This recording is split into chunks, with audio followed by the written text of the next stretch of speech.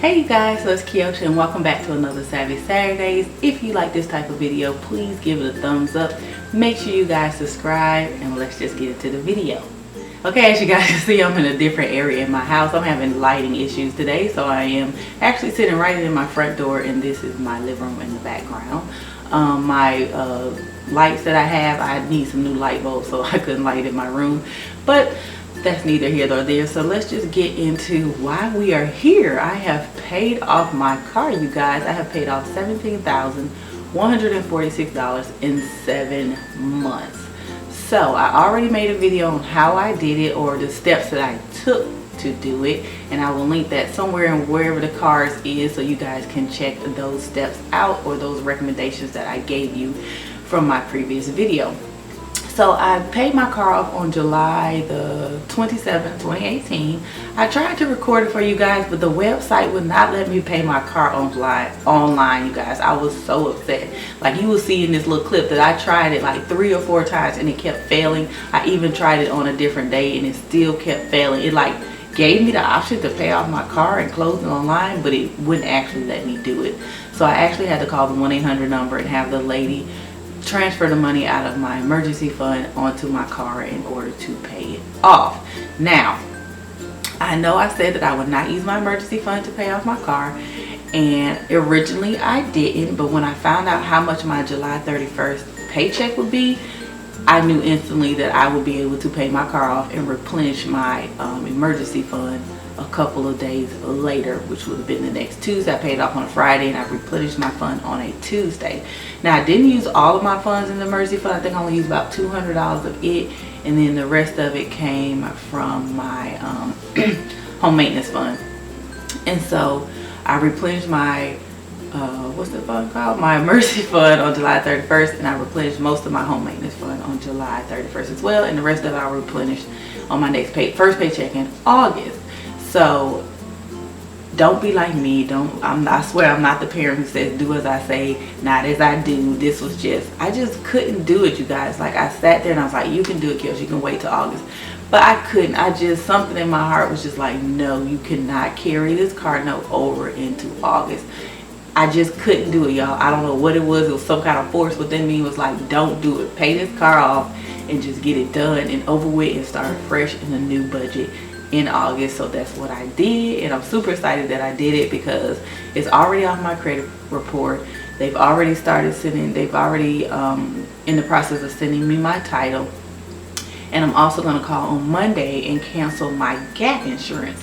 So if you ever pay your car off and you guys got gap insurance is only for the life of your car if you owe money. So if you don't owe money and your title is free and clear and you still have gap coverage, you need to call and cancel it, because you could potentially get a refund. I paid $599 for my gap insurance, and I've only had it for a year, and let's see, February is a year, so March, April, May, June, July, 6 months, a year and 6 months. And so I feel like I should at least get like $100 to $200 refund for my gap insurance. I'm not really sure what they take into account. They take mileage and things like that into account. I'm not sure, but I'm gonna get something back because I'm gonna need me. So that is what I'm gonna do on Monday. And then I do have a extended warranty, but I don't think you can get a refund on that, so I'm just gonna leave that alone. So you guys, I'm patiently waiting for my title in the mail because it's all mine. It's all mine. Felt so good to ride in a car and knew it was all mine, free and clear, no loans, no liens, no nothing, 100% mine.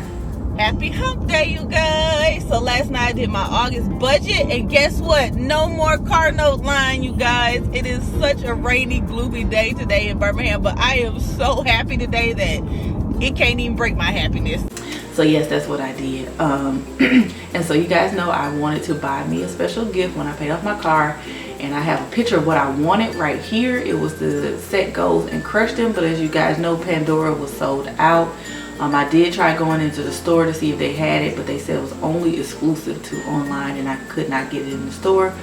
So I went into the store and I got me another charm that I feel like is comparable to what I wanted. I'll put a picture of it because it's already on my bracelet. Of course, I couldn't wait. So basically it is a heart, and it says, sometimes you've got to fall before you fly. and it has like little birds on it, and then on the back of it says free, and it has like a little bird flying off.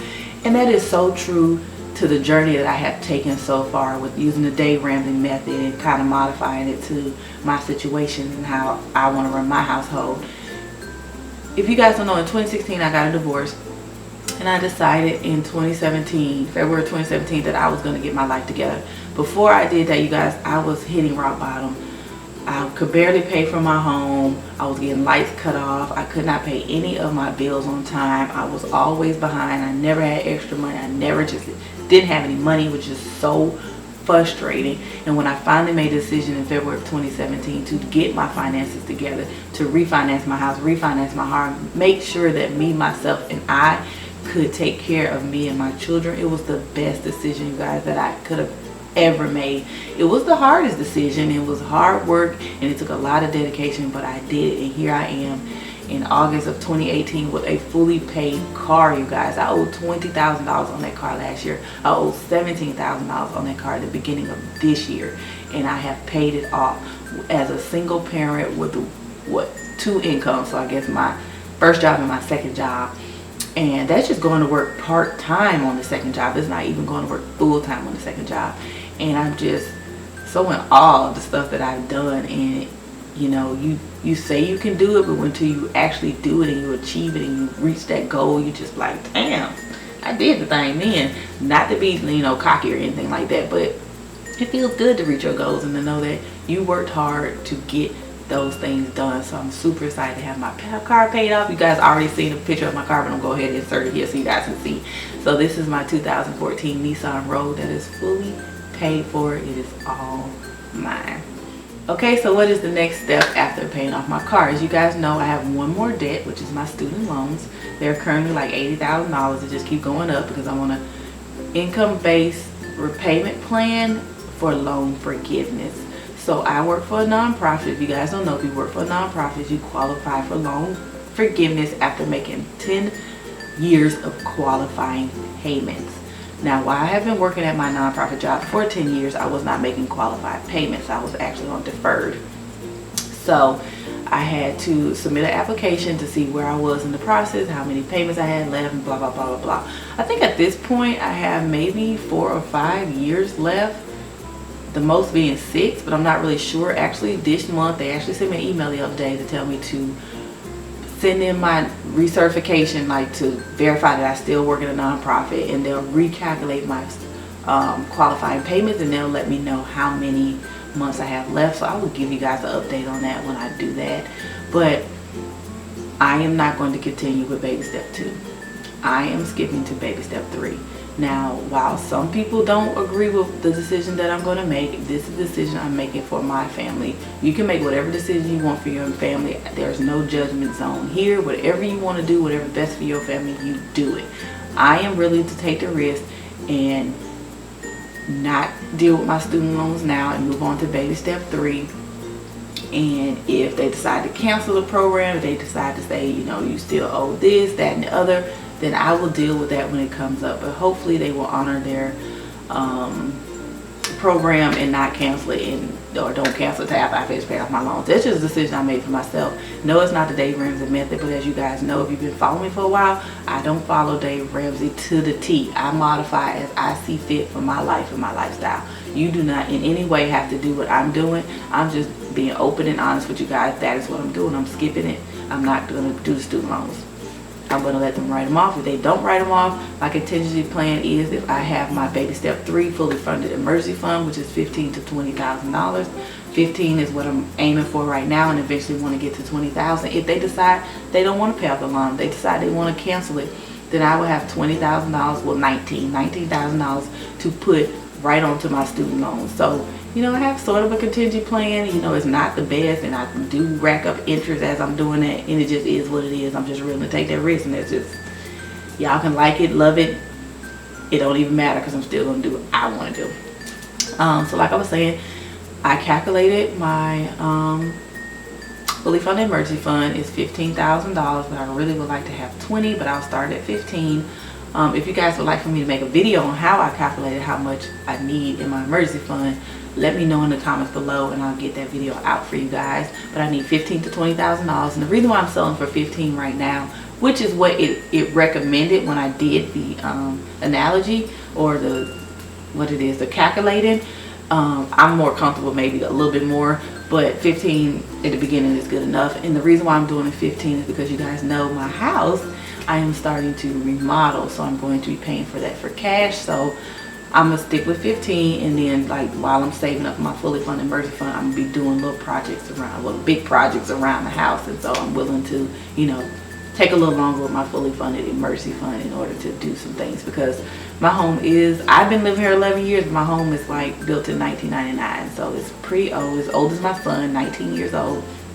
And I've gotten the roof done. You guys know, I had a lot of plumbing problems, leaking and flooring. Things are getting old, like the water heater leaked. If I had got it replaced and checked up and checked on as I should, and had these baby steps and my day rims a couple years ago, these problems wouldn't have happened. So I need to be proactive on the issues that are going to start coming up with my house because of how old it is. So I'd rather be proactive than reactive at this point in my life.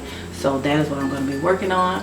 But yes, you guys, I'm so happy I paid off my car, and I'll get into more detail about my fully funded emergency fund. Of course, that will be the next thing we'll be tracking. Of course, I had to make a spreadsheet for it, so you guys will see that as well. So yeah, thank you guys so much for watching this Savvy Saturdays. If you guys like it, please give it a thumbs up. Make sure you guys subscribe, and I'll see y'all in the next video. Bye.